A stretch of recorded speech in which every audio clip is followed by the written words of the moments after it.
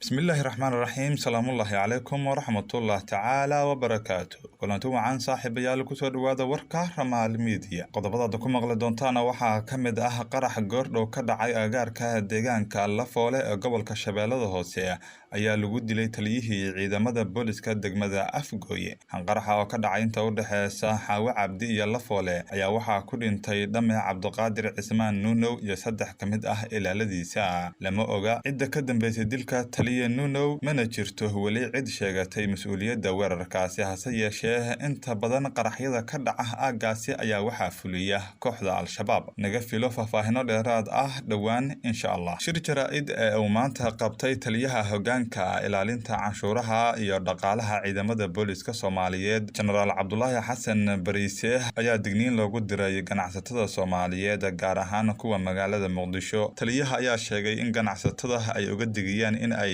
sare u qaadaan maciishada qutul duruuriga ah iyagoona ka faa'iideysanaya dadaalka loogu jiro ka hortagga cudurka coronavirus taliyaha ayaa sheegay in ay diyaariyeen ciidamo dharcad ah oo la socon doona dhaqdhaqaaqyada suuqyada kala duwan ee magaalada Muqdisho aad la socotaan adduunyada waxaa ka dhacay cudur halis ah oo cid walba saameeyay kaasoo dhammaan shucuubta kala duwan iyo qaranada ama dowladaha kala duwan ay ku dadaaleen in laga gaashaanto taas waxay dhalisay in muddo cayiman dalka Soomaaliya laga maanaco inay ka soo degaan diyaarado oo meelo kala duwan ka yimid nooc kastoo ay yihiin taas oo looga taxadirayo in cudurkaas adduunyada muxuu ahay dadkii halakeeyay inaanu soo gaarin dalka Soomaaliya ilaahay aan ka magan galnay laakiin dadaalkaas ayaa la go'aanshay mar haddii marka la joojiyay isu socodkii diyaaradihii cargo ha ahaadaan ama diyaarad muxuu ahay dad caadiya qaada ha noqoto laga maanacay waxaa suuragal ah amaba ay tahay inay saameyso maciishadaha kala duwan ee dadweynaha sidaa daraadeed waxaan rabnaa inaan ganacsatada Soomaaliyeed ugu baaqno inaanay muxuu ahay raashinka qutul duruuriga ama maciishada nooc kasta oo ay tahay aan looga faa'iideysan dhibaatadaas jirta laba shayba meeshaas waa ku jirtaa ilaahay xaqii in rubisaar ama muxuu ahay ganacsigaaga aad ku raadiso shilinkiiba shilin waa shay xaaraana diintuna aysan muxuu ahay raalli ka ahayn talabaadne marka ay timaado suuq madow markaatneera waa dembi laga galo muxuu ahay qaranka Soomaaliyeed suuq madow wax la yiraahdo waa shayga marka lacagtii loogu talagalay ama uu joogay laga kordhiyo iyadoo khayru sharci ah sharciga waa diidan yahay shuruucda dalka u taalo dhan waa ka soo horjeedaa maadaama marka hoggaanka ilaalinta canshuuraha iyo dhaqaaluhu uu xil saaran yahay la dagaalanka suuqa madow iyo sixir bararka iyo sarrifaadda lacagaha qalaad waxaan u diyaarinay dhammaan suuqyada magaalada Muqdisho ciidan kontaroola la socda sixirku inaanu dadka ku kordhin iyadoo ummadii ay aan suuragal ahayn oo dadku sameyn karin oo ku noolaa karin hooyooyinka caruurta dadka tabarta yar dadka cid kasta xataa tujaarka xaq uma laha in lagu kordhiyo marka taas intaas ayay maraysaa waxaa kaloon codsanayaa oon rabaa inaan uga faa'iideysto halkan gudoomiyayaasha degmooyinka muxuu ahay iyo taliya saldhigyada waxaa ayagana ah waajib saaran inay hoggaanka ilaalinta canshuuraha oo arrinta u xil saaran intaas iyo in ka badan oo ayagana waajibaadu uu saaran yahay in degmooyinka marka lagu dadaalo kormeer tiro badan dukaamanka waxgada meesha suuqyada in dhammaan loo diro muxuu ahay ururada bulshada ee laga taxadiro inaan la samayn ummadda aan lagu qaaliyeyn qutul duruuriga. taliyaasha saldhigyada sidoo kale inay ayaguna sidaasoo kale oo ciidamo u diraan oo suuqyada aad looga warqabo. waxaan rajaynayaa in baaqaan uu cid kasta uu gaaro oo damiir lahu uu siduu yahay u qaadan doono. haddii muxuu ahay leeska dhigatiro waa wax kale oo qofkii iska dhigatira oon awalba iimaan u saaxiib ahayn laguma muxuu ahay sii dayn karo ummadda.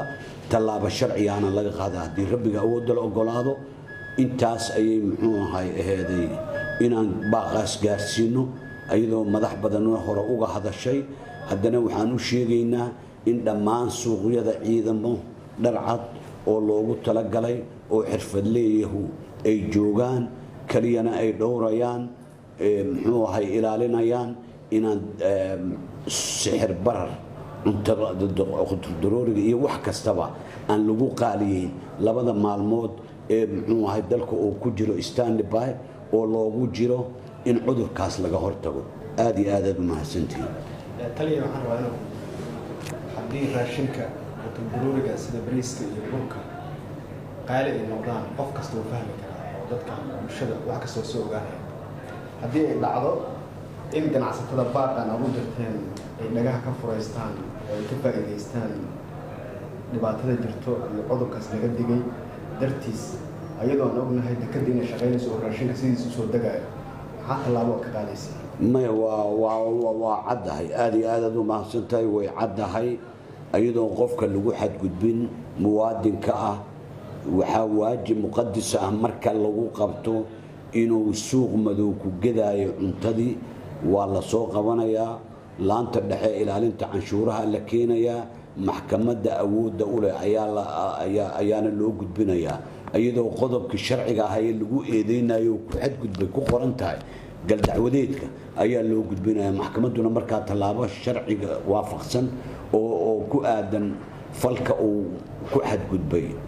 ayaa haddii rabbiga awoodda la ogolaado maxkamad ku mutaysanaya qofkaas.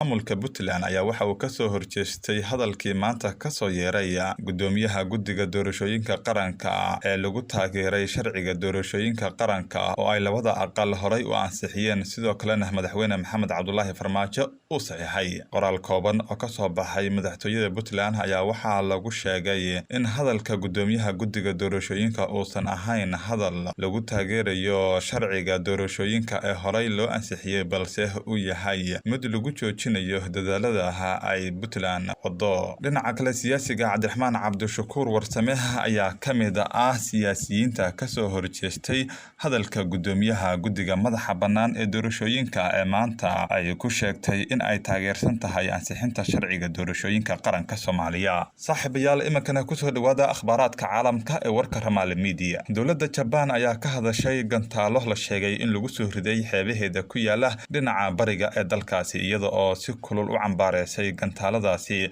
lagu soo riday dalkeeda. Gantaaladan ayaa xukuumadda Tokyo waxa ay ku eedeysay Kuuriyada Waqooyi oo maalmahan ay waday tijaabo ay ku sameynayso gantaalada casriga ah ee dalkaasi Kuuriyada Waqooyi. Dowladda Japan ayaa waxa ay ku cambaareysay Kuuriyada Waqooyi gantaalada ay ku soo riday dalkeeda, iyadoo talaabadan ku sheegtay in ay tahay mid aan wanaagsanayn sida lagu sheegay warka ka soo baxay dowladdaasi Japan. Kuuriyada Waqooyi ayaa sidoo kale waxaa lagu eedeeyay in aysan u meeldayin gantaaladeeda ay tijaabada ku hayso, iyada oo mararka qaar ay waxyeelo ay ka soo gaarto dalalka kale ee deriska la ah. Guud ahaan iyo gebi ahaanba warkii Ramaal Media akhyaarta wada naga dhegeysanaysaa waa naga intaas. warka waxaa idiin soo saaray idiin tibinaya anigoo ah Maxamed Cabdi Hanuun Cali. intaan warkan warka xigeenna ku kulmi doono sidaas iyo amaano Allah.